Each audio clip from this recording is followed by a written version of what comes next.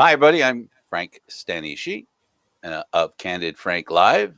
Welcome to the Spanglish World Network on Zingo TV, channel 250. Mosquitoes, man. Mosquitoes, they're horrible. Please remember to download the Zingo TV app at the respective app stores for iOS and Android devices. I got to get some spray or something. I don't know. While you download, make sure you rate and leave a comment. Both apps are absolutely free. Ouch, that one hurt. Zingo TV is also available on Google, Chromecast, Amazon Fire, Fire TV sticks, Roku sticks, and wait a second, one just went up my nose. Okay. 2016 forward. Now on Candid Frank Live, joining me is a bunch of mosquitoes and Aaron William Freeland. Hey, Aaron, how you doing, buddy? Good. You keep that up, Frank. I'm going to start itching soon.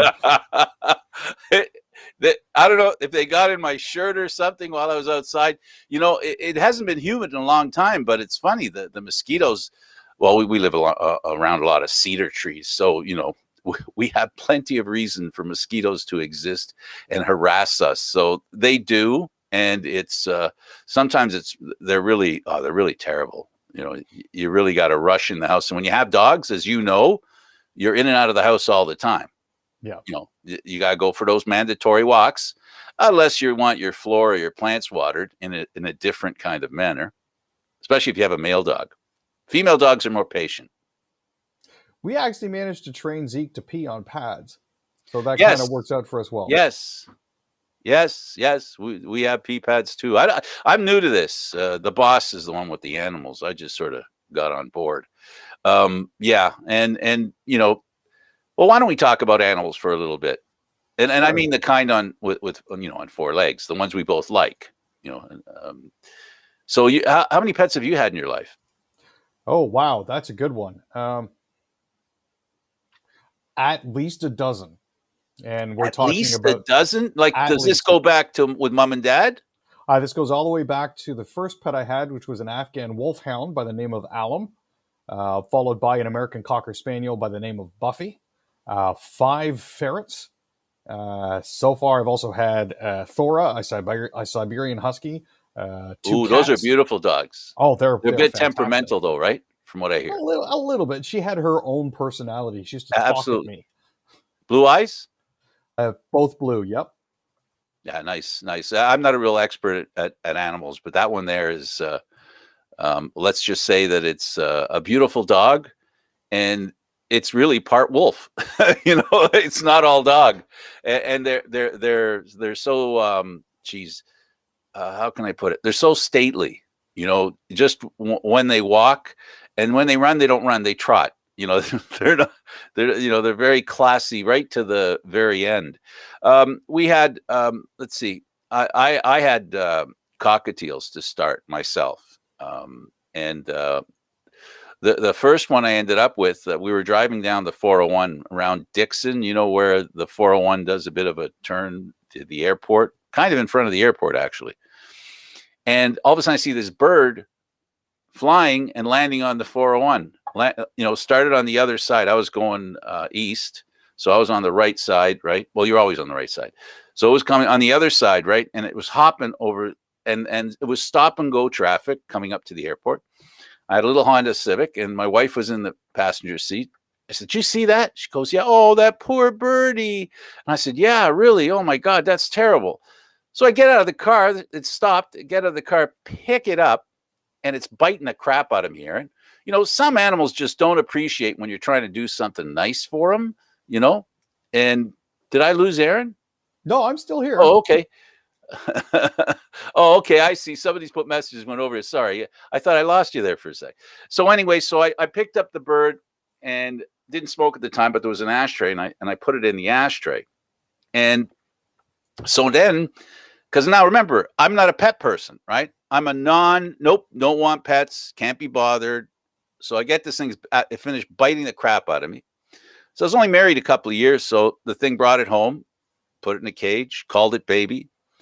And when I would fall asleep on the easy chair, she would fall asleep on my shoulder. My wife would come to tap me on the other shoulder, say, "Hey, it's time for dinner." She'd start going after her. Leave him alone. He's mine. Anyway, so that was it was great. A couple of years. beautiful bird. And one day there was another bird, a tiny bird out on the tree, and it was having trouble. And it was winter, and it looked kind of hungry. So I said, "Come here." I opened the door. My bird, I didn't have the heart to clip the wings. Went out the door, never saw it again. Cried for about a week. Let me tell you, it was terrible. Then I graduated to a dog. That kind of love the kind of love that pets give. People make fun of the fact that we treat our pets like children, but they're almost as important as children, especially if you haven't had children, because you really don't know the difference anyway. But I'm saying for somebody who's had children, it still feels that important. How about you? Oh, most definitely. Every single pet that I've had that has gone over the Rainbow Bridge, I've certainly felt the loss of. Most significantly being my husky back in 2015. I miss her every day. Yeah. Just because fantastic personalities, great sense of humor, mischievous as all get out, but it is what it is. They're not with us for a long time. Yeah, no. Obviously, they're not. They don't live near as long as we do. At least if they're not let's see. What am I thinking of? Turtles live a Parrots? long time.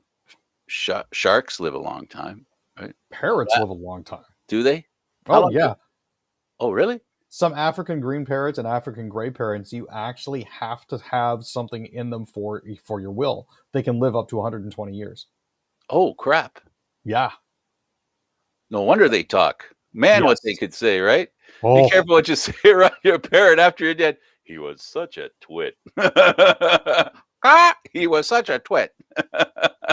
Yeah, no, you know what? That's great. I tell you, I think about pets once in a while.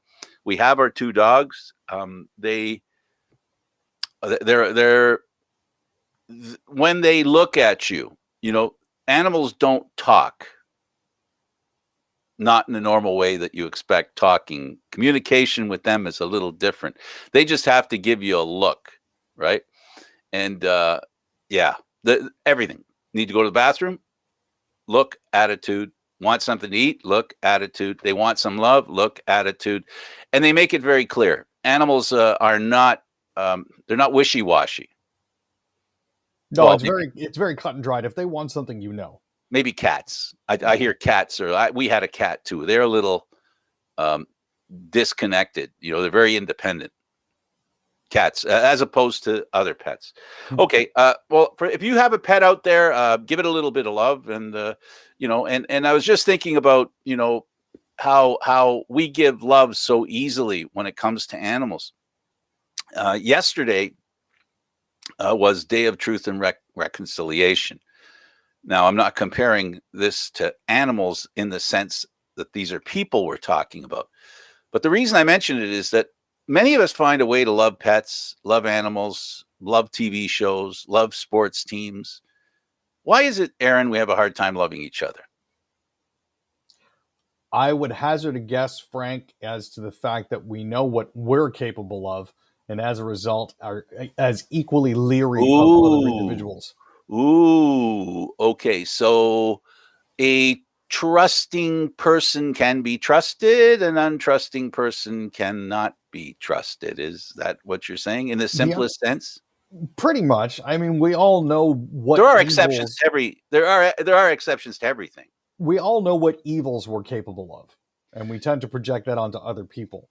As in, I know what I would do in this situation. I don't trust this person not to do exactly what I would do.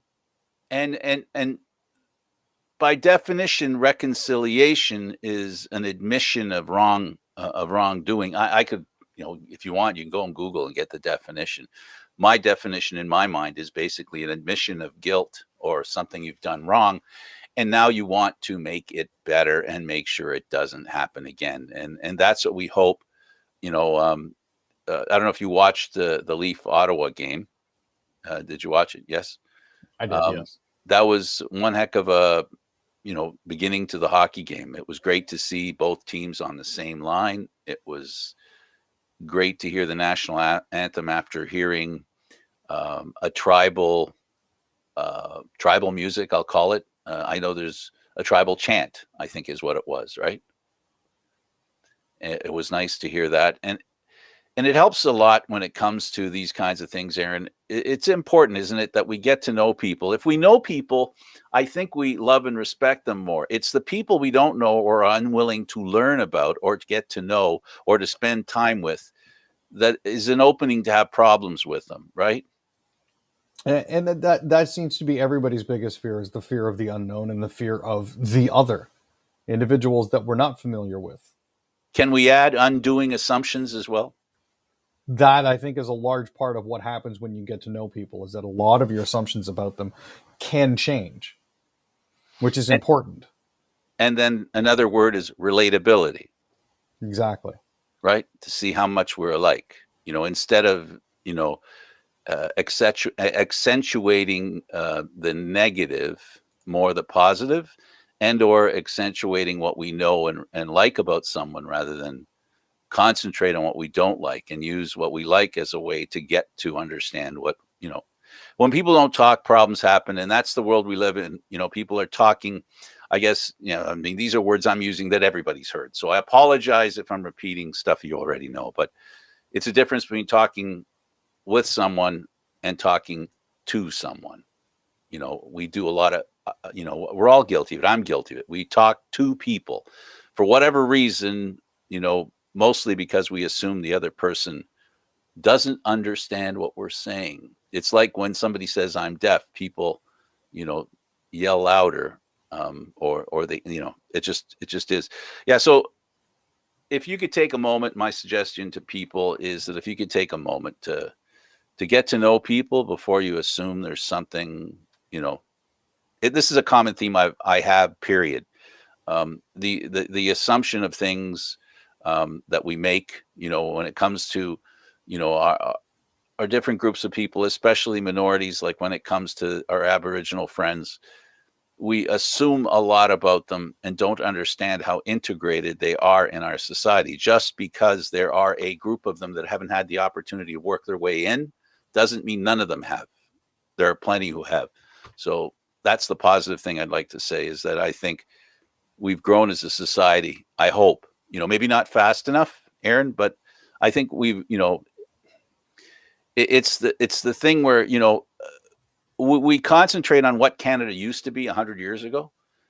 People in America concentrate on what America was 100 years ago, and they're not looking at America the way it is now. That doesn't mean it's perfect, doesn't mean it doesn't need improvement, but it does mean that there has been progress, and not acknowledging progress, I think, stunts progress, and that's why it's important when it comes to the Day of Truth and Reconciliation that we truly understand that people were killed, that young children were abused, that human beings were treated in a way that no one should be treated. And even if it wasn't done on purpose, the fact that they weren't important enough or they didn't matter enough for people to do something about it, that's the real crime that we committed as a people, if you look at Canada. So it's all about, if you do something wrong, everybody does, Aaron. I'm guilty probably more than anybody. I've made a lot of mistakes in my life, but I've honestly tried to fix them, to repair them. And I think that's the way I look at other people. If Aaron makes a mistake, I'm not going to sit here and jump all over him. Oh yeah, remember that mistake you made 3 weeks ago? Well, all I look for is that I look for, if a mistake's made, in a genuine attempt to do something, which is reconciling what you do wrong. That's what we should be doing. So on behalf of all those children who came to a terrible end, I want to say I'm sorry, even though I had really nothing to do with it. My people weren't even in Canada. But still, I feel as the community, we should acknowledge it and be responsible and be compassionate and understand and ensure that they have clean water and that this kind of stuff that never happens again. And I mean, not just to Aboriginal folks, but to people in general. It's just, it bothers me a lot when I see it, and it made me a little bit emotional watching that beginning of that game, to see the players and listening to the drums. It was a very emotional moment for me anyway, because nothing's worse than children suffering, Aaron. No, it was a very, very powerful ceremony of land acknowledgement, the singing of the anthem, everything like that. And it's especially important now. And it's There are great that it happened. 94 different recommendations in the report on truth and reconciliation. It's a good idea if everybody reads them and finds out what the report is all about. Where can they find it? There are links that are available online. As soon as I have one pop up for me here, I will pop it in the chat so that we can put it on the screen for everybody as well. Yeah, if you ask about the history, of Aboriginal folks in Canada, there's a lot of ways to search it. All right, on the fun side, leave that serious side aside for a moment. In the CFL, Whitehead in the spotlight as BC take on surging Winnipeg Blue Bombers. BC's playing pretty well, but they've been a little iffy. What do you think, Aaron? Well, I mean, this is definitely an opportunity for BC to stand up and be counted. I mean, as it currently stands, Whitehead has an excellent opportunity here to build on his season-leading 665 receiving yards. So he'll have an opportunity when his 4-3 Lions are hosting his old team, the 6-1 Winnipeg Blue Bombers. So that could make for an interesting game tonight. That's going to be at 10 o'clock. Now, the Edmonton Elks general manager is medically exempt from COVID-19 vaccine.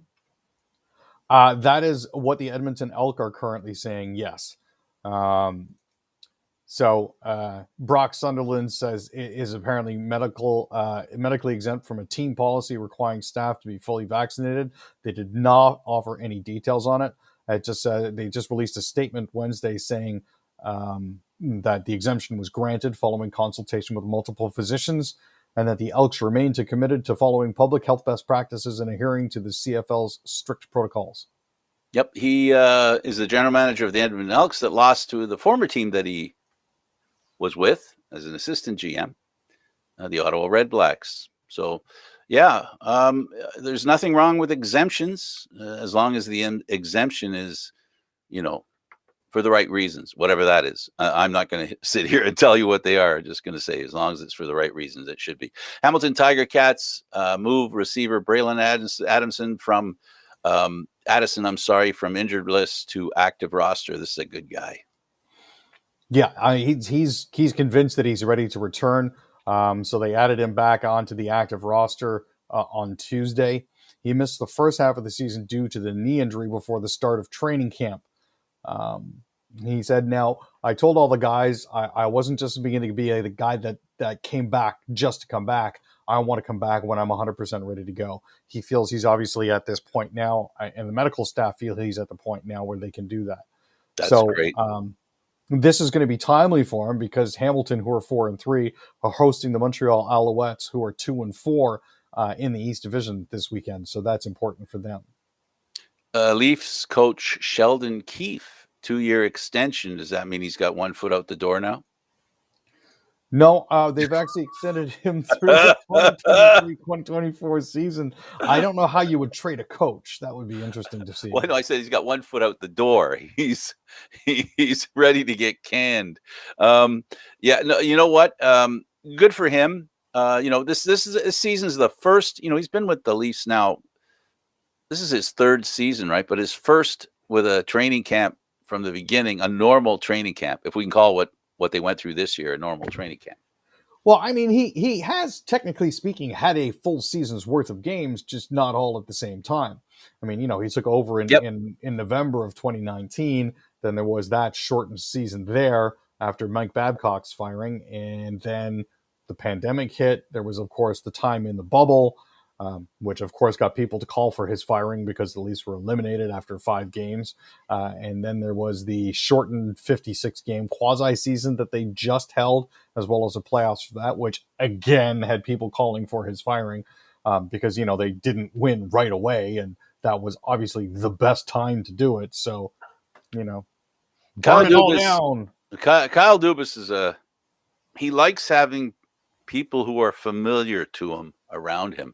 There are so many Sault Ste. Marie, connections. The hockey team, the city, with the Leafs right now. It's interesting to me though that Keefe's record right now basically amounts to a 69 and 41 overall record, which is a 660 winning percentage, which is a lot better than, you would normally expect a new coach coming halfway through a season to be doing. And yes, Kyle loves his familiarity. So there are a lot of Sioux guys there. And you know what? The Sioux is a very good organization. Absolutely. So I couldn't agree more. There's definitely a winning culture that was fostered there and built by Kyle. And I'm just hoping they'll be able to build on that. So we'll have to see. Yeah, my problem is that, being a great GM in junior doesn't really translate to being in the National Hockey League, because in junior you get to reset the team every couple of years. You don't have people permanently, so you don't make the mistake of signing a long-term contract at a too big a price in junior. Baseball, Blue Jays wild card watch. Toronto's going to need not only help this weekend, but they could help themselves too. They've got to win the series at a minimum, and really they need to sweep Baltimore if they're going to have a chance to. Yeah, the problem that we've run into here is they seem to sort of run out of gas. Absolutely. They started the month of September absolutely on fire, but in the past week to 2 weeks or so, it just seems like they've been absolutely dragging. Now, the other thing to consider as well is the Jays at certain points have seemed absolutely snake bit by some of the officiating. There are calls that have been made that should not have been made, and I'm not sure how those calls were made, but it is where it is, and we deal with the hand that we're dealt.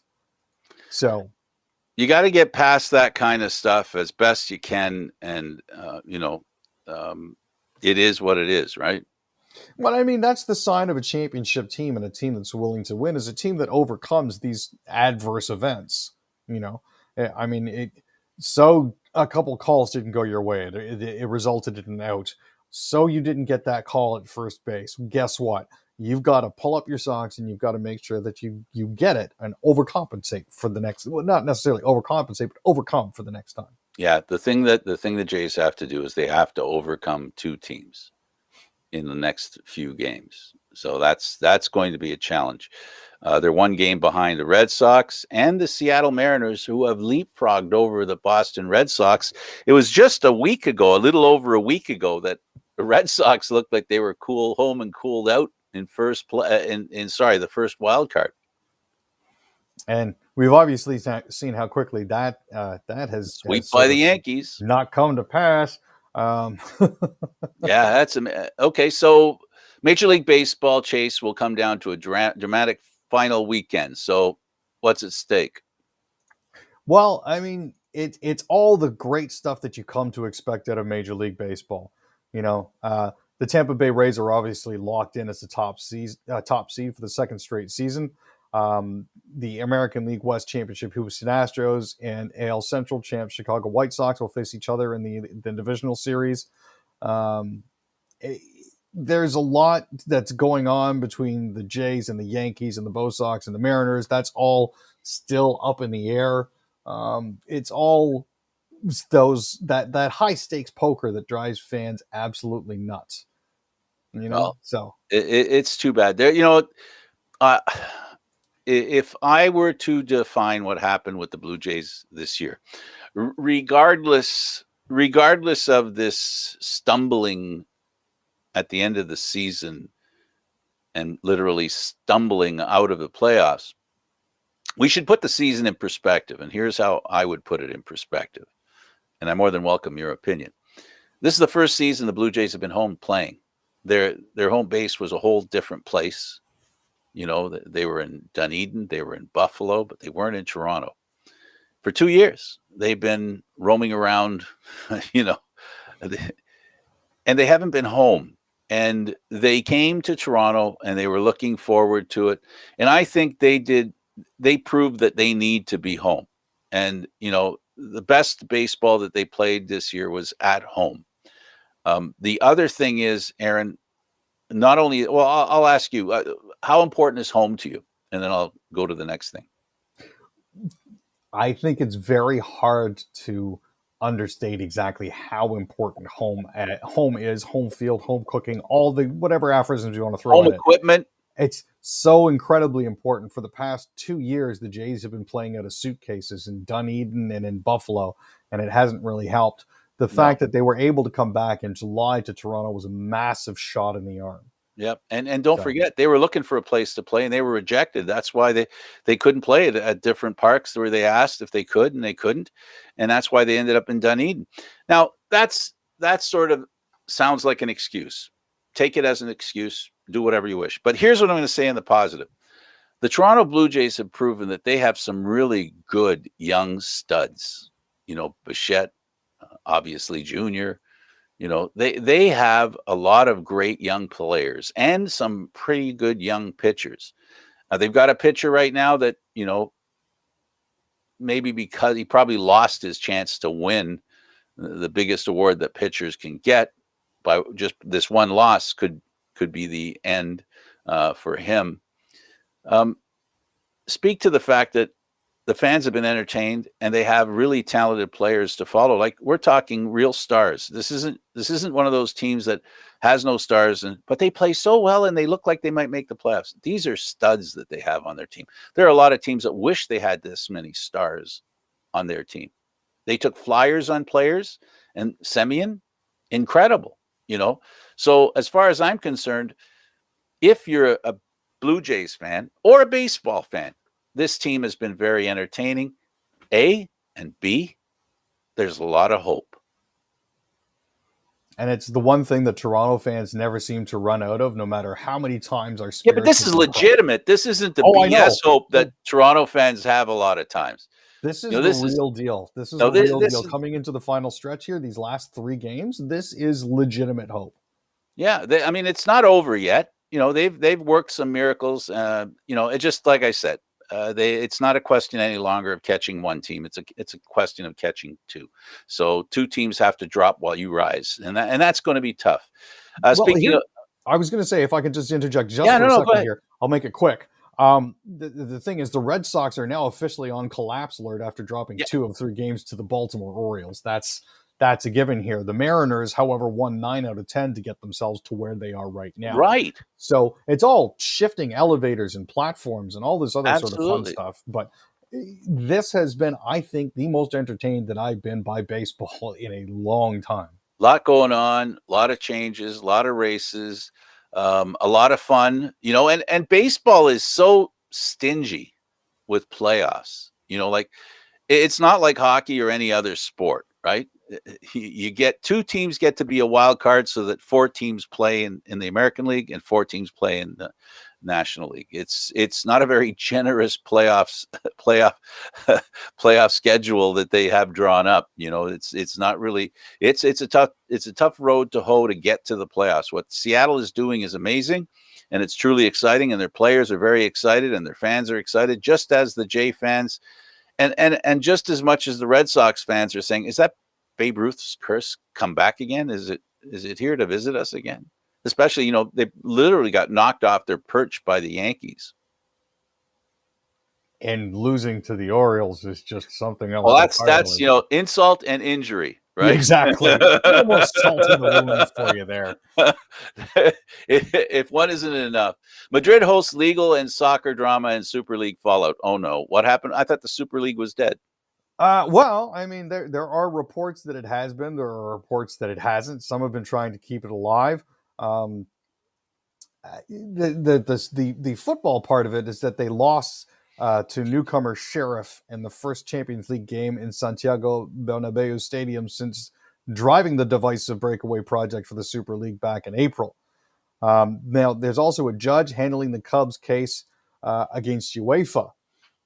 So they're fighting against the fact that UEFA was trying to oust them and fine them, and at the same time they're getting their butts kicked on the field, so it doesn't really help. It's a double dose of drama. Yeah, my dog has decided. What do you want? What do you want? What do you want? Yeah, you can't have it. Forget it. NWSL calls off weekend games after allegations against coach. So in the National Women's Soccer League, this has been mentioned before. There are claims by 2 former players of sexual coercion against coach Paul Riley, who was the coach of the North Carolina Courage, who was fired on Thursday. FIFA has spoken up about this, saying it's deeply concerned by the case and will now be seeking further details from American soccer authorities about the issues that have been raised by this. It's rare for FIFA to step in this far, but apparently they believe that due to the severity and seriousness of the allegations, they need to look into this matter further. The U.S. Soccer suspended his coaching license following a report Thursday by The Athletic, in which former NWSL players Sinead Farrelly and Mana Shim recounted alleged abuse by the English-born Riley. Now, this starts back in 2011, when Farrelly was a player with the Philadelphia Independents of the now-defunct Women's Professional Soccer League.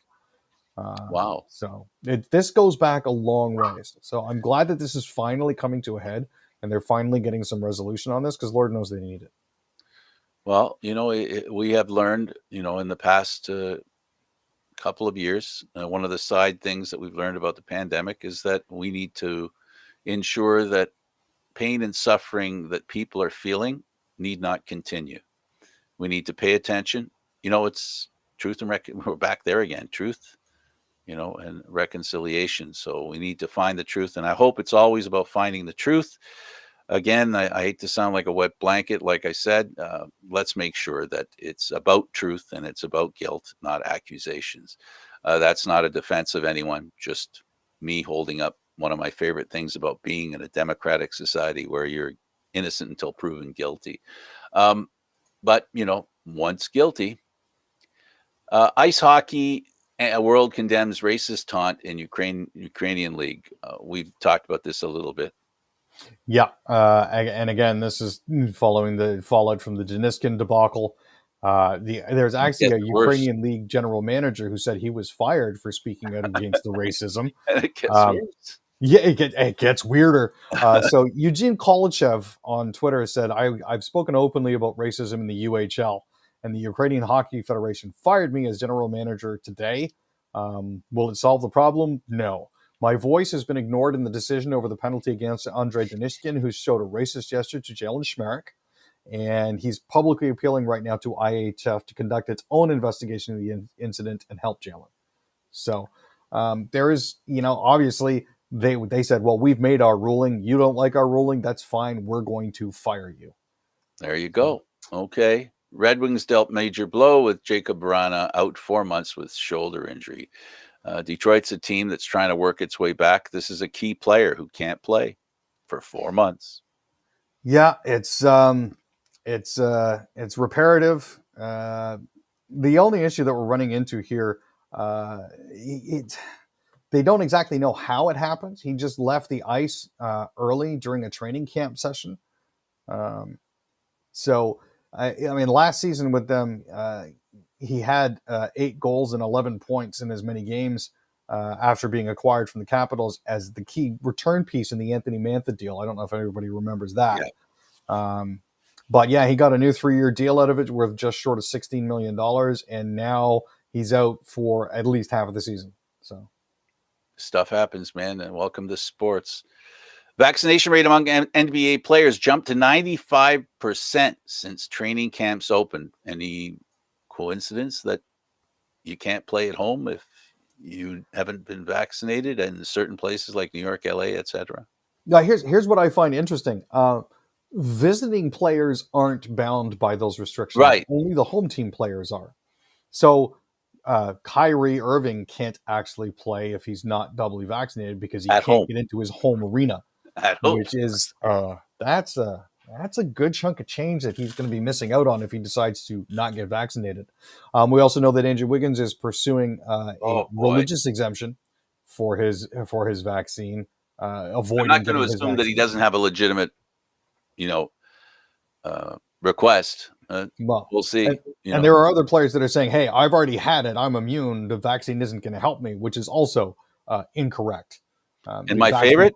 And the biggest hit of all the hits, the NBA hits, if the vaccines work, how come people are still getting... Nuances are hard to figure out once in a while. Just once in a while. Hard to figure out. Nets owner hopes to see Kyrie Irving play fully during 21-22 season. You're referring to Kyrie Irving. His owner is hoping, I guess he's saying, I hope he gets vaccinated, I guess. Yeah. So Joe Tsai, who's also the guy that owns the New York Riptide, was telling the New York Post that we obviously want to get everybody fully vaccinated so that we can play a full season and win a championship together. He's obviously a big part of that. So this is, again, it's where we're going to see everything fall. How this all falls out will be. Newfoundland Rogues to take over Mile One Center as St. John's newest basketball franchise. Yeah, so this is kind of exciting. It's the National Basketball League. It's the first time an American Basketball Association has franchises found itself in Newfoundland and Labrador. There was also the Newfoundland Edge, who played out of there, but I think they folded over the course of the past year and a half. So it's very exciting to see that to see them opening up their season on November. They're everywhere. Yeah, those basketball teams are everywhere. There's upwards of 20 of them, and they're accredited. And it's the same. It is the same. No, it's not the same league as the 905 in Mississauga. No, that's different. Never mind. Different league. But this is a whole different league that has about 20 teams. They're in small towns in Canada. It's a very popular league. It's really getting some attention, and people are enjoying basketball. I guess it was invented by a Canadian, right? So I guess we should like it, right? Yeah. I like your heading here. Shenanigans and other news. Saskatchewan MLA resigns from government caucus over vaccination status because he doesn't want to get vaccinated. He resigns. Well, and it's it's not something that they haven't seen coming. Nadine Wilson has had the seat for the constituency of Saskatchewan River since 2007, but she says she's leaving because she's not fully vaccinated. So I'm going to resign. Yeah, I got nothing. I got nothing on this one. PM accused of callousness for heading to Tolfino during reconciliation events. Tone deaf. Well, a lot of people also forget that his father died September 28th, and his brother Michel, who died in 1998, was also born October 2nd. Yes. So this is not particularly a happy time for Trudeau. I think that he might actually just be taking a little bit of time to his family, as is his right as prime minister. Oh, as is anybody's right. Still tone deaf. The optics are bad, but at the same time, he's got to do something for him every once in a while. Oh, you know what? Let me make sure you understand my point. Mm-hmm. I understand that it is his right, and we shouldn't feel bad about him doing it, but unfortunately, it couldn't be this is not the 100th year of reconciliation being a holiday. It was a pretty big deal, and all due respect to his father and his brother, whom he has a right to mourn. Sometimes there are things that we need to show that we support, and I don't think he did it as an insult. And like I said, it's just he didn't get it. He does that from time to time. Yeah. Now, he did have telephone conversations with residential school survivors from across Canada, and that's good. That's good. That sort of thing. Yeah. I'm supposing they were hoping that he would come out with some sort of major announcement of some sort for the first ever Day of Truth and Reconciliation, or at least speak publicly about it. But as it stands, he didn't. So I can see them accusing him of being callous in that regard. But I think callous is a strong word. And when I say tone deaf, tone deaf to me implies someone doesn't understand what they're doing. They can't hear what they're doing. You know what I mean? I don't think he's doing it on purpose. That's what I mean. To be specific, that's what I'm trying to say. Is that an intelligent guy like that didn't understand, and I shouldn't say that because now he didn't show that he respected this moment as much as many of us feel he should have. That doesn't mean we're right. I hope I made it clear. And again, it's a matter of perception, right? Absolutely. We don't feel that he's done enough. Therefore, we feel the need to excoriate him for his actions. Yeah, and if we don't like him, it's another reason not to like him. Yeah, exactly. Right? Because that's the way it works. Supreme Court upholds Ontario law that slashed Toronto Council during 2018 election. Boy, the councillors didn't like this one. I remember when it happened. Yeah, and it was a split 5-4 decision issued by the Supreme Court of Canada. They found that the change imposed by Premier Doug Ford did not violate the free expression rights of candidates or voters. So, And remapping ridings and remapping the way things work. We live in a fluid society where people move all the time. That I don't know. I can I see where think it it would would have been happen less of like an that. issue. Sorry, Frank, but I Go think it ahead. would have No. been less of an issue if he hadn't have done it in the middle of an election. Yes. Yes, because again, this is what we just said about the prime minister. If you don't Yeah. like the guy, right, you're going to take what he does, which could go either way, and you know which way you're going to pick. Everybody's going to pick the side they like, the one that fits into their, they're never mind. Okay, so Quebec to move ahead with plan to redistribute 39 million to Lake Magnetic victims. So I don't know if people recall the train derailment in Lac Mégantic back in 2013 that Yep. killed 47 people, but about $20 million of those funds will go directly to victims recognized during the legal proceedings against Montreal, Maine, and Atlantic Railway. The other 19 will be reserved to fund projects by citizens of the Lake Mégantic region. So in June, the Quebec Superior Court had ruled that the government could redistribute the money as it saw fit. Yes, this was one that, boy, it was hard not to admit responsibility, right? Yeah. All miners safe after rescue out of mine near Sudbury, Ontario. You said that they were working on it, Aaron. You were right. Hey, every once in a Good while. for them. But yep, they actually managed to fish everyone out. So that's a good sign. Great The sign. scoop bucket that detached Sunday, which caused it,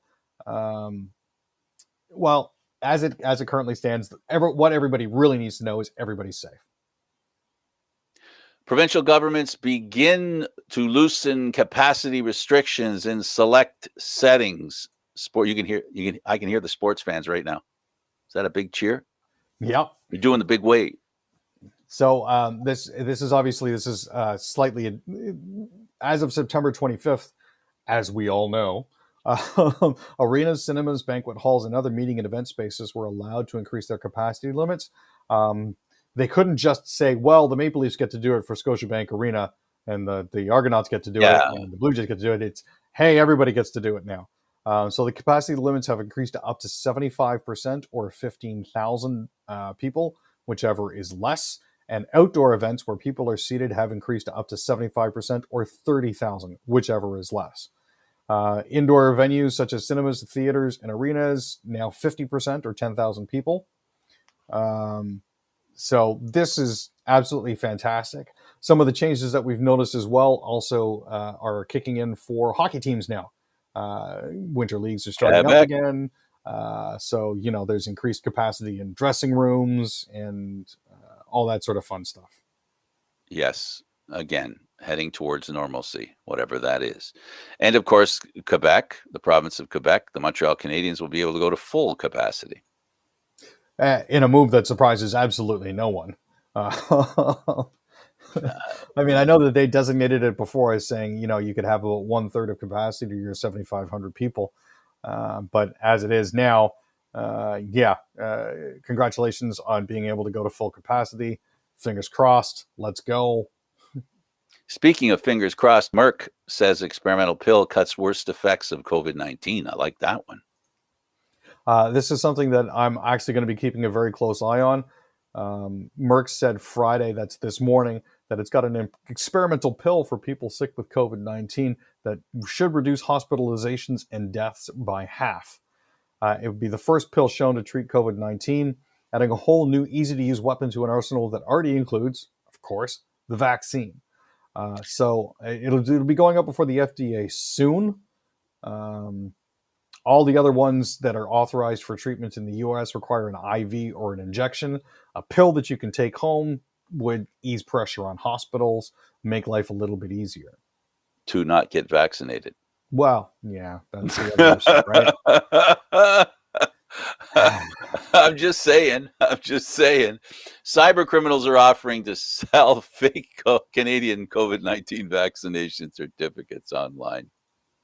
So, as you know, there's been a spate lately in the States of people buying fake vaccination certificates from China. Apparently, some of them watched our show and have gone to Walmart to get their own printers so that they can start printing up fake vaccine certificates for Canada now. Prices vary. They're going for anywhere from $200 payable in Bitcoin or Ethereum cryptocurrencies. They're promised delivery within about 48 hours by mail, or just a few hours if they're being sent electronically. It's a whole new underground cottage industry now. But the good thing is, once people have these and we switch to the QR codes, they're pretty much going to be useless. Yes, yes. It's always a game of cat and mouse. For now, because of the immediacy of people wanting to be able to do stuff and the government trying to bend over to make it happen or allow it to happen, the honor system kind of kicked in, right? And the other thing to that's what remember it here, is. the other thing to remember here is that the provincial vaccine certificates are watermarked, and that's very hard to duplicate. And with QR codes, that's even harder to duplicate. So you're going to spend all this money on a fake vaccine certificate that doesn't have the same marks or security that the provincially offered ones already do. Plus, you're giving your information to criminals for them to create something for you. I don't know if you can understand how bad of an idea that is, but hey, you do you. The two Michaels released in China. What's going to happen with the Huawei lady? What do you think? With Meng Huangshou, she's cut a deal. She will be going back to China. I think she'll be declared persona non grata here in Canada and in the States after that. There haven't been very many details available other than that she'll not be serving time. But we'll keep an eye on that in case anything else pops up. She has important family in China.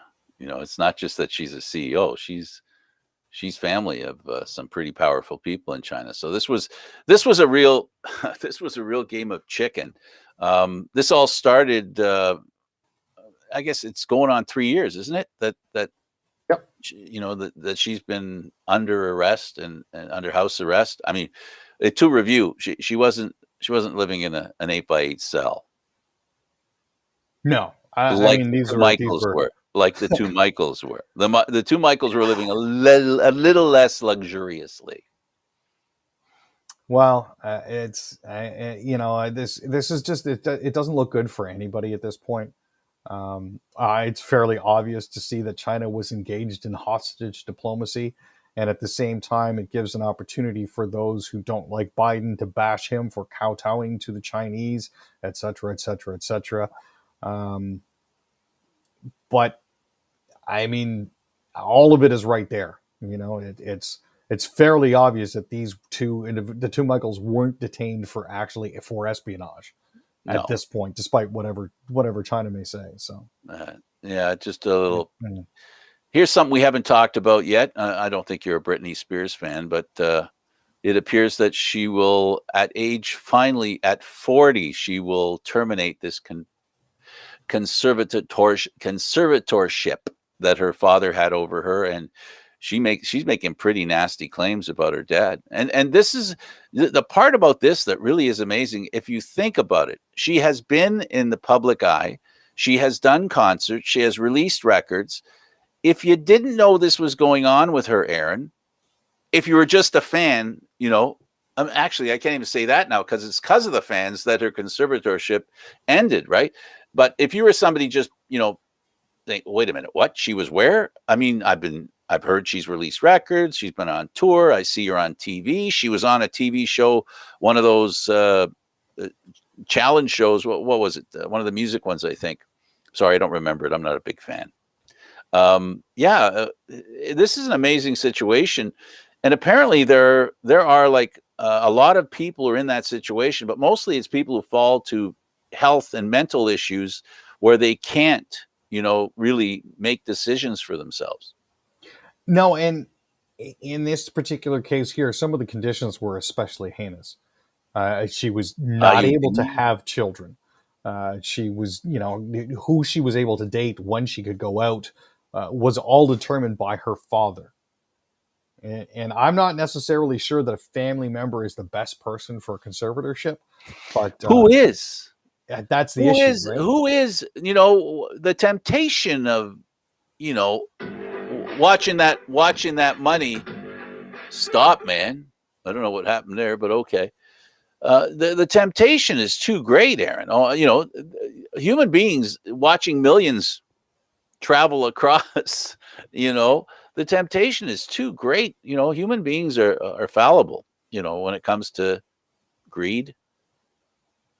Well, as has come down, her father, Jamie, actually has been removed. And by the time she turns 40, she'll be out from underneath the conservatorship. She'll be able to buy a house. She'll be able to get married. She'll be able to move wherever she wants, Have continue her children. career as she sees fit. And all of Have this stems from children. shaving her head. So, Well, she did a couple of things that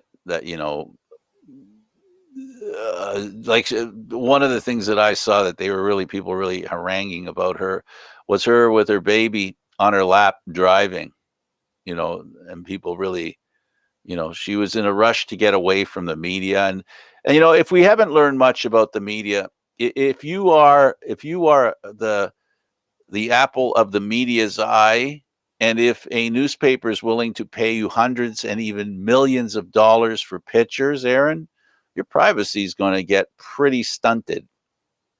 oh yeah, no, there's no doubt about it. It's paparazzi are frightening, at least to me. Absolutely, absolutely. So, what the people really want to know, Aaron, have you played your games yet? Your hockey games? Actually, I am playing my third hockey game of the week tonight. Let me ask you, because this is the question. This was the question that always, when I played hockey year after year, that first moment you open your hockey bag, the first time after a long, whether it's winter or summer. I played summer hockey. Well, I didn't play winter hockey. when everything shut down, I made sure that none of my equipment was in the bag. I know me. So everything has actually been aired out very, very thoroughly. Because it can get pretty interesting in a locker room of 15, 16 bags, right? Oh, dude. Yeah. and you're shoulder to shoulder with guys. There is some funk involved. Let Holy me tell moly. you. Especially with my lacrosse goalie gear, there's a lot of funk involved. Oh, yeah. Well, that's you're playing in warmth. You don't have the counterbalance of cold, right? Being on the ice, right? So the sweating is a little more. It's a little more. It's a little more, and when you're doing lacrosse for sure, and you're working out in room temperature. Yeah, that's amazing stuff. Yeah, I haven't played hockey in, oh gosh, I don't even remember the last time I played hockey. Do you still enjoy watching it though? It can be enjoyable. I mean, if you really want to talk about it, that Ottawa Leaf game was so boring. Oh God. It was like they knew it was boring and they didn't want to get a whistle. And they kept playing. Let's get this over with. I It was was going to terrible. say, I don't recall hearing a whistle until we were well into the final minute of play. It was funny because whenever a penalty was called, both benches would complain. Don't make us stay here longer. Shorten the game, please. Yeah, no, it was terrible. It was a terrible game. But that's to be expected because, quite frankly, I mean, on the ice for the Leafs were maybe 5 players that'll be regulars in the 3 games that I've seen, say 7, that'll be regulars. You know what I mean? Yeah. It's not, how do you expect the hockey to be? It's great to see. It's more about the fans and the curiosity about players that they don't know, that they're pulling for, if you will. It is like number 89 for the Leafs. Well done, sir. All right. Why don't we end the show? He's Aaron William Freeland. Hi, Aaron. Bye, Aaron. Thanks, Aaron. I'm Candid Frank Stanisci. Thank you for watching Candid Frank Live, airing Mondays, Wednesdays, and Fridays at 6 p.m. Eastern Standard Time. This show can also be heard on the Spanglish World Radio Network. For Candid Frank Live, other news, entertainment, and sports programming we offer, please check out SpanglishWorld.ca. Spanglish World. Watch it, hear it, read it, download it, and live it. Thanks for watching, everybody. Great job, Rebecca. Ciao for now.